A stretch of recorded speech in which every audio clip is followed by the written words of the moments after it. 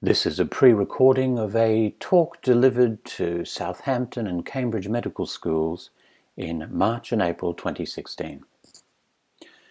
Thanks for your time. Look, I've got a lot to get into, so I'm going to move very quickly. And because of that, I have a website with all of the references, citations of the scholarly literature, and indeed some of the videos that I'll be showing today. I call this version 1.05 of my talk, and that too is hosted on that website. If I turn the clock back 10 years ago, it's interesting to see what gerontologist colleagues in Florida thought would happen with e-learning in medical education. So it's an interesting time 10 years ago. That's actually 4 years before the iPad and therefore tablet devices took off. It's when e-learning equated with the internet. Their predictions anyway were interesting. They spoke about the individualization of learning, how collaborative learning would be enhanced and used more, and the teacher would become more of a facilitator than a disseminator. We'll look at some of those aspects and see if mobile devices, in particular the iPad, can actually help us reach those goals and indeed meet those predictions. Certainly a number of health science schools have run with the iPad. In fact, if I had to pick the two academic disciplines where the iPad has really taken off, it would be in medicine and health sciences and in graduate business education. I've had the pleasure of visiting some of these institutions globally. Nian Polytech, for example, in Singapore, where nursing have written 4 or 5 of their own apps. They're doing some really interesting work. Rangsit University in Bangkok doing some wonderful work in anatomy in the preclinical sciences in medicine. So I'll touch upon some of the ones that I've highlighted here on this screen. But I think we need to ask the question, what's happening in, for want of a better phrase, the real world, in clinical practice? Now, Doximity is a community of practice that over 60% of US doctors belong to, according to Doximity. And last year they tell us that 70% of access was actually via mobile devices to their portal. 85% of that were iOS devices, iPhone, iPad, and so on. So what's a scenario of a clinician using this sort of technology? Henry Feldman is a general internalist and clinical informaticist at Harvard, and he shared his experience about 2 years ago. Let's hear from him. Aorta, and so you can see it right there. It's all very clear and clean. So what we were worried about would be an aneurysm or the baby interfering with the blood flow there, and we really didn't get a chance to see that. In general, patients have been very responsive to the iPad. The thing that they like is it allows me to spend more time at the bedside and less time running to and from a computer out in a hallway. So I can do most of my care at the bedside, and I can explain things to the patient because I have all these resources available right then and there in the moment. So we'll look at some of those resources. Now let's fast forward from his video to currently at the Ochsner Medical Center in New Orleans. But a word of caution. US system, of course, allows universities to run their own hospitals. And Ochsner is a not-for-profit academic medicine institution. They have a heck of a lot of flexibility that perhaps skeptics might argue, one doesn't have in public health systems, be it the NHS or public health in Australasia. But let's hear from them, because they've certainly embraced this sort of technology. This is an exciting time in medicine. Healthcare is undergoing probably the biggest transformation of our time. The needs of the population are changing. And now we have new technologies to meet the needs of the people. At Ochsner Health System, we're using iOS devices, Epic apps, and Apple Watch, which provide an enormous improvement in our efficiency in terms of how we manage patients in the inpatient setting. So I've given a link to the Apple version of their story on my website, and I'll give that URL again. So that's clinical practice. I think it's fair to say that these devices have made an impact on clinicians, and their use is growing and is already very high. But what about the student experience? Well, if we go back to the roots, I don't think we can go any further than Sir William Osler. As you're probably aware, he was the founder of modern medicine, leaving Canada to set up medicine at Johns Hopkins. He then was Professor of Medicine at Oxford. And in his text 105 years ago, he said that it was all about changing pedagogy, changing teaching. In fact, that prediction that our gerontology friends in Florida made, that teaching would evolve to be the facilitator, was already there, because medicine, of course, a lot is taught at the bedside. But current research certainly supports what Osler had to say. John Hattie is Professor of Education at the Graduate School of Education at Melbourne University. In his text, Visible Learning, which is a meta-analysis of over 800 papers on student achievement, he points out that there really needs to be this dynamic relationship between the teacher and the student, and the teacher is learning all the time. I'm going to focus on content, because that's important, e-books, apps and online educational resources, or OER, in particular iTunes U. But I also want to look at the research, because if there were a Cochrane Library for EdTech, we would have a body of research, and I think it's important to do that. So I'll cite some of the research. Now, medical education, although it's evolved over the last millennia, and indeed the last few decades, I am not a medical educator. I did work with the med school at the University of Queensland some years ago, and colleagues who are medical academics told me that the flow of training is certainly very, very similar today. It was the preclinical skills, be it gross anatomy, physiology, pathology, biochem and so on, that the students initially embrace, along with the didactic lectures, the knowledge transfer that of course is so important. And then typically one moves on to skills-based training, intubation in this case, and this is where objective structured clinical examination, or OSCEs, come in. As experience develops, the involvement with clinical situation increases here in ophthalmology, and then at the bedside the student shuffles to the back on ward rounds with the consultant, the registrar, the resident, and so on. And of course, in the later years, it's a matter of the clinical practice skills. And of course, in these years of continuing medical education, many embrace college fellowship examinations with the viva and short cases. So these are all of the areas that are involved with medical education, and research clearly plays a part there. And just on that topic, although I'm going to be talking about teaching, many more who have set their sights for academic medicines, of course, now the PhD is part of training. Research kit. So built into the application programming interface, or APIs, is something called Research Kit that iOS uses. And this is all about clinical trials.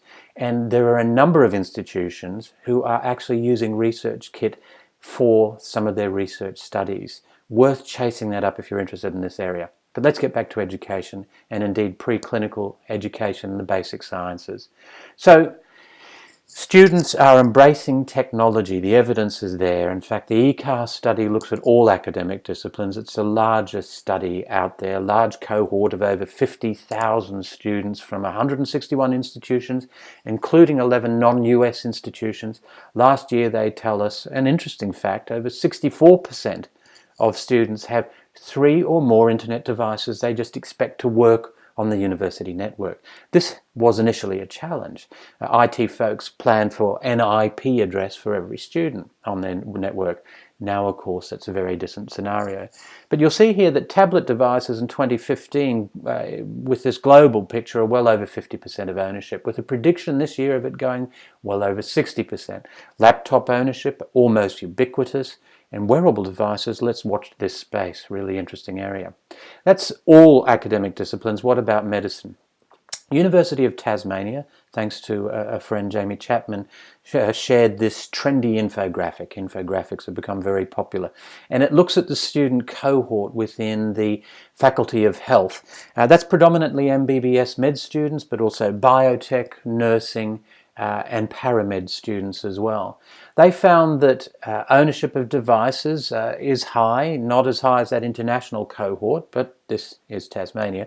83% own 2 devices or more as of the end of 2014. and 91% own smartphones, over 50% tablet devices, predominantly iPads. Now, they're accessing a lot of that information that normally would be in text. It's all about knowledge transfer at this stage, and there are certainly a large number of medical and health apps out there. In fact, I've lost count, tens of thousands. If we just focus on the predominantly medical education apps, they're hugely dynamic. Essential anatomy apps, many have been developed in conjunction with Stanford Med Schools, so very high quality. Heart Murmur Pro, well, I'll make an admission here. My first wife was a medical student, then went on to be a physician, and I have horrid memories of her listening to a Merck Sharp & Dome from memory audio cassette of heart sounds. Indeed, typically when I was trying to get to sleep. I still sometimes wake up thinking I've dreamt about innocent systolic murmurs or atrial septic defects. My GP, incidentally, tells me it's most likely related to my hypertension, but that's another story.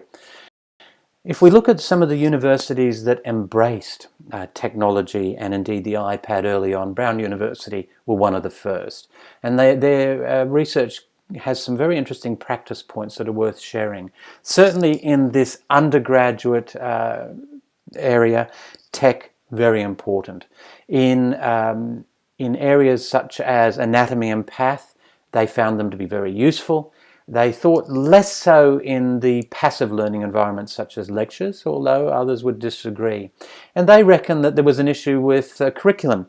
A trend I'm seeing is folks creating their own curriculum, and certainly since their study, the amount of material out there has exponentially grown. Now, Harvard have given each of their students an iPad in the med school, and they found that note-taking did occur in the lecture. And one of the findings that I think is interesting is that they found, and really no surprise, that in preclinical training it was more about annotating PDFs, ebooks and so on, so taking notes and that knowledge transfer, that basic science catch-up period. But when it came to the clinical setting, it was about taking notes. And it might be notes at ward rounds, it might be notes at ground rounds, it might be notes at the bedside. University of Central Florida were also an early participator in using iPads in medical education. And they found, and it was the library that drove their initiative, they found that the apps changed throughout the education. They currently have over 500 iPads, and it's worth mentioning at this point that they used volume licensing to bring the price of the apps down for their students. So you can see that there were general reference apps and an anatomy app such as Stedman's, and that evolved to textbooks. They used the Inkling textbooks, worth having a look at Inkling as a solution of ebooks. And of course, visualization, highly important, as is imaging. Maki Sugimoto from Kobe is a laparoscopic surgeon, and he's done some interesting work in radiology with his students. And there are apps that will connect to PACS servers, so there's not a security issue. They'll read DICOM files. He uses an app called OsiriX in his teaching. And some of the images here are very high quality indeed. In fact, if we look at the students as they put on their 3D glasses to look at a 3D image, if only I had the audio on, I think we'd learn the Japanese word for wow. A Japanese colleague tells me, by the way, that it's suge, in which case Dr. Sugimoto probably would say do itashimashite. Great work being done there. And that's not the only app for medical imaging. There are a number of apps available out there.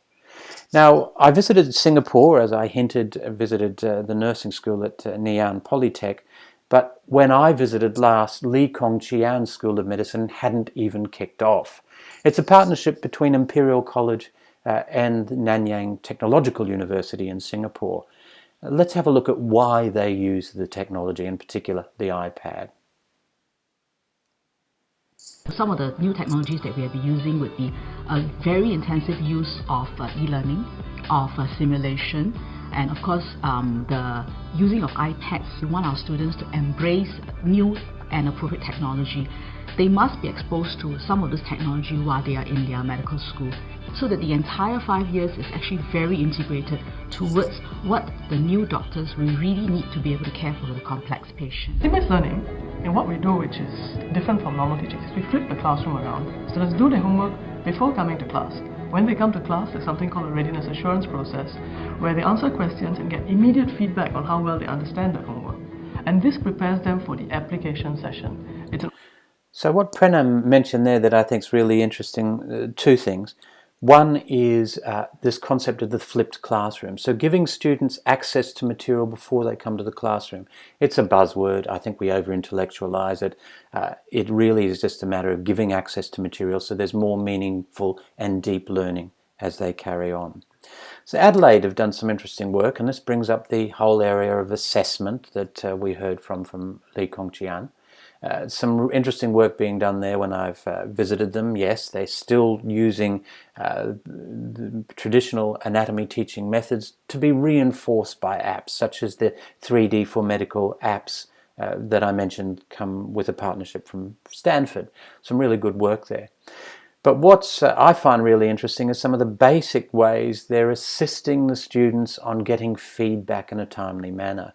So they've used PDF Expert in human biology for the students to fill out the forms whilst actually in the lab prac, whilst they're in situ. And in fact, for assessment, they've done some great work. Mario Ricci has enhanced these PDFs, so on the iPad, they can actually grade the students with this rubric in real time, export that as a PDF, email it to the student immediately. And that's important.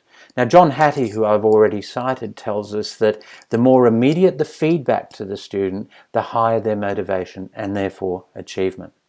We'll hear in the sessions delivered at the university at Southampton and Cambridge from Liverpool. And Liverpool Dentistry have spun off a company called LiftUp that's really quite interesting. Luke Dawson and colleagues such as David James and Ben have done some great work on an assessment tool, really worth chasing that one up. UC Irvine also speak about assessment and the impact.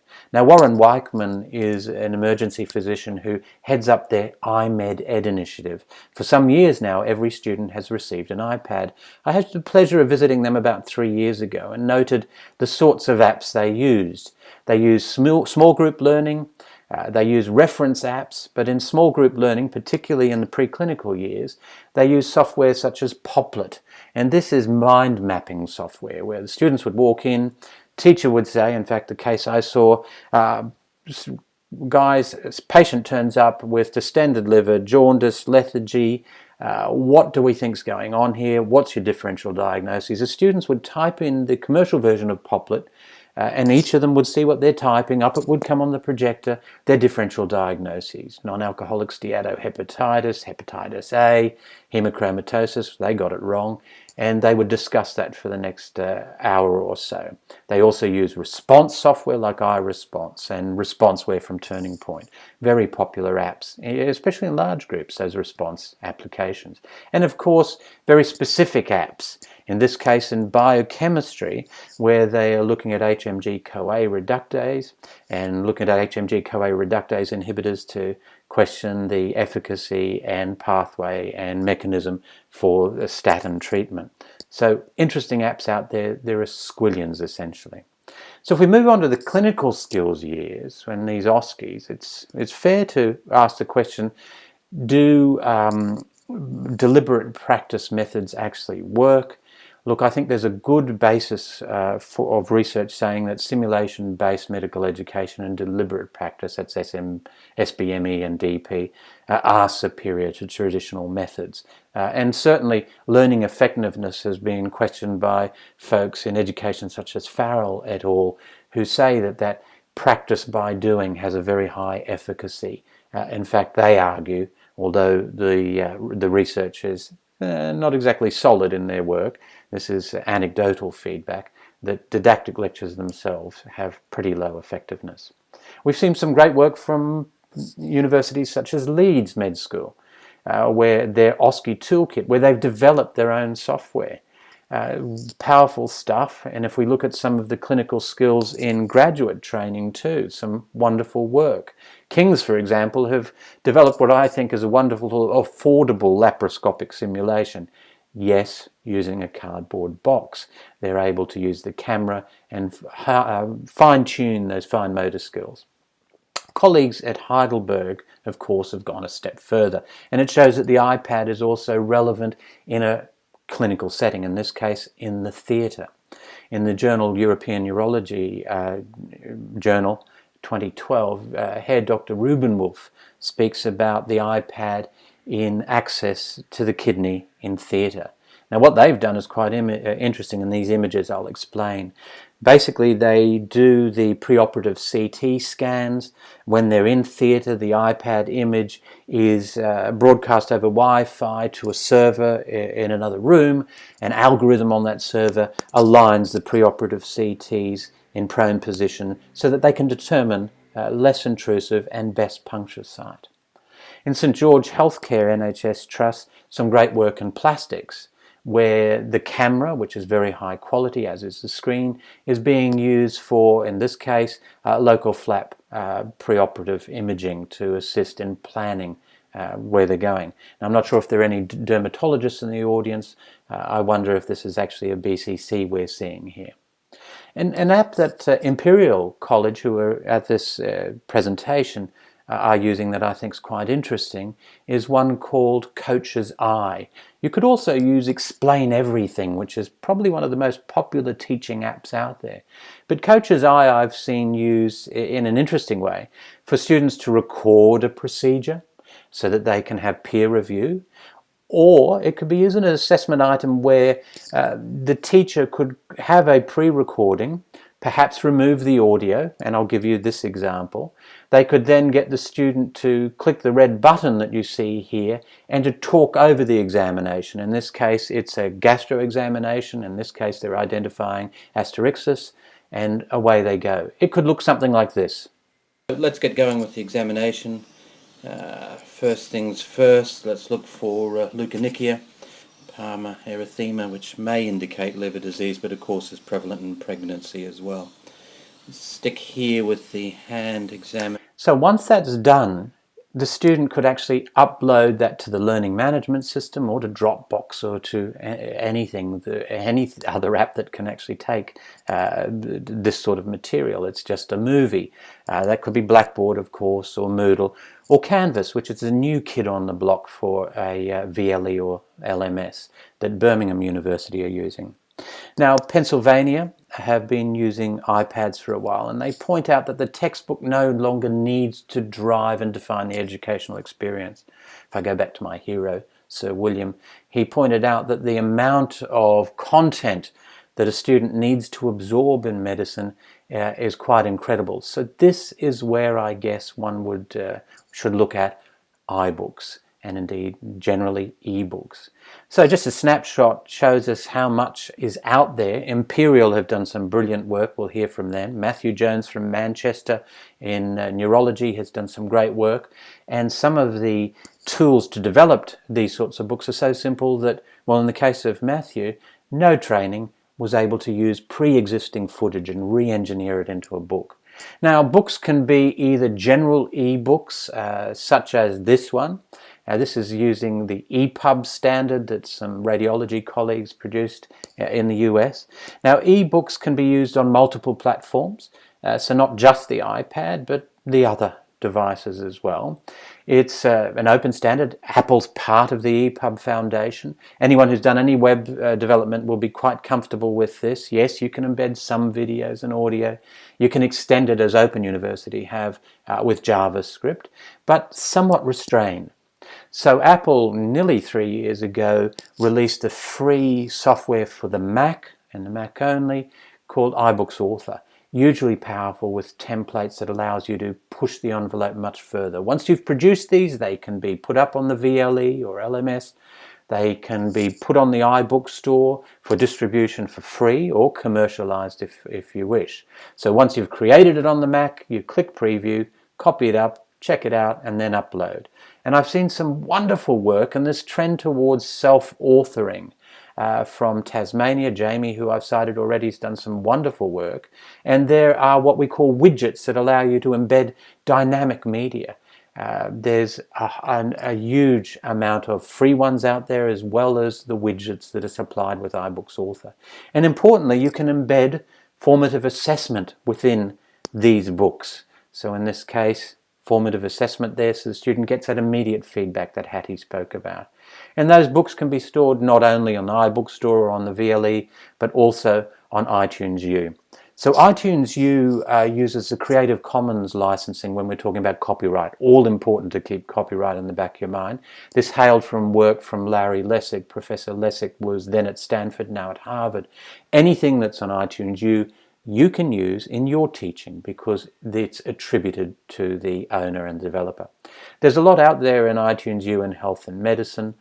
You can create it yourself. So here's some of the courses I've created, and in fact, one that I've created for the med school at Sydney, Western Sydney University.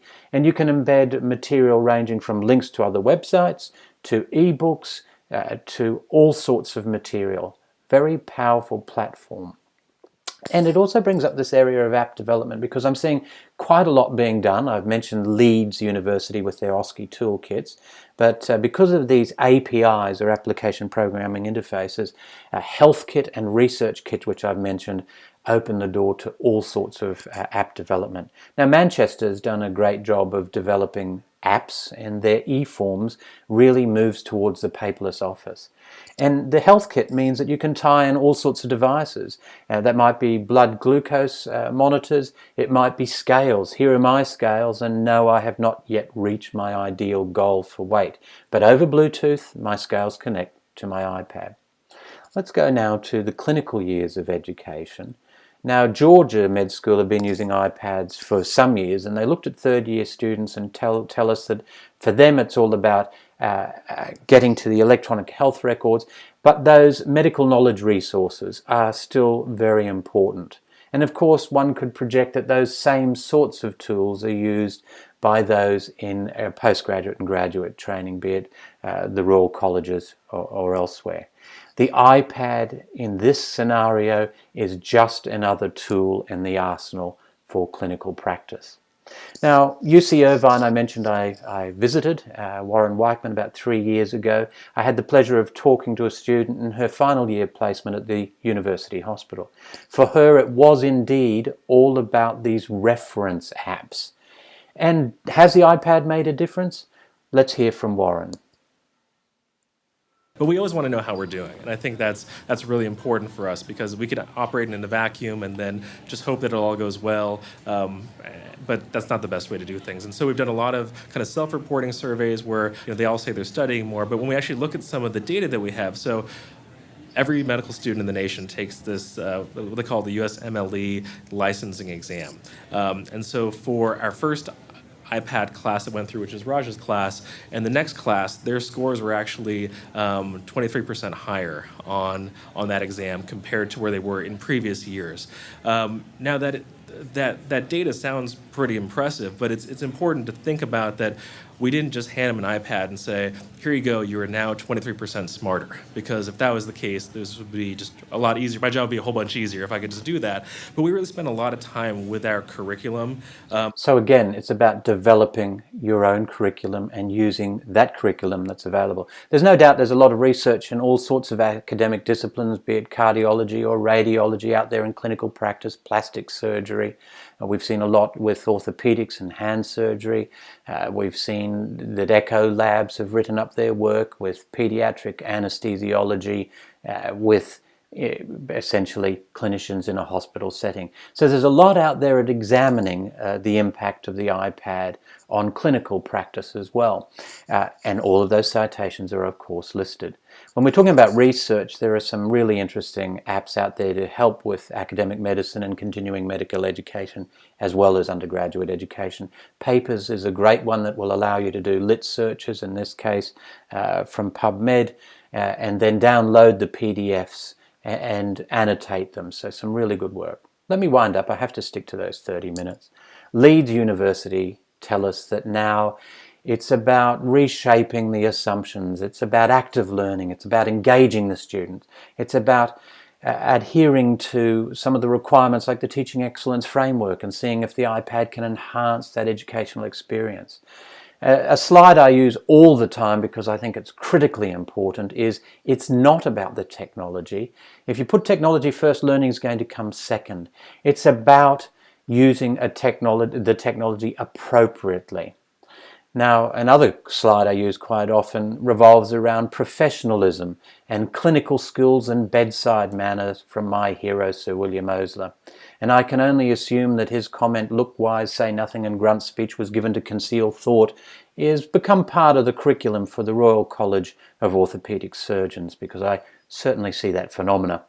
Yale tell us that students no longer have to struggle with accessing the curriculum. It's all again about engagement. And I certainly saw that in a project I was involved with at the University of Western Sydney, who changed their name when a new Vice-Chancellor came. It's all about branding, to Western Sydney University. Go figure. But last year there were 42,000 iPads in the hands of students and staff. And one of the real basic bits of feedback was students showed a preference for using the iPad over the laptop. So in green is laptop, orange is iPad. For all of these activities on their virtual learning environment, it was all about the iPad. But some of the qualitative research points out that there's a need for professional development for staff. And there's a lot out there, so I'd like to finish off just looking at some of it, like this book on iOS and healthcare. There's content by folks like VU in Amsterdam that's openly available for all. I've given you the link to it, and that includes very high quality videos, most of which are in English, that you are most welcome to use. Really high quality stuff. And importantly, getting the students involved. Now, Manchester some years ago in seminars recorded videos of students talking about how they use iPads to access academic papers, to use iBooks, to take notes, to mind map, and so on. Powerful stuff, worth having a look at. So, were the predictions made 10 years ago in 2006, have they come to fruition? I think it's fair to say that in the iPad programs, be they pilots or full-flung programs, we have seen the teacher as facilitator. We've seen this move to individualization of learning and indeed enhanced collaboration. Folks, thank you very much for your time. Once again, here's the URL with the content available to you and indeed this pre-recording.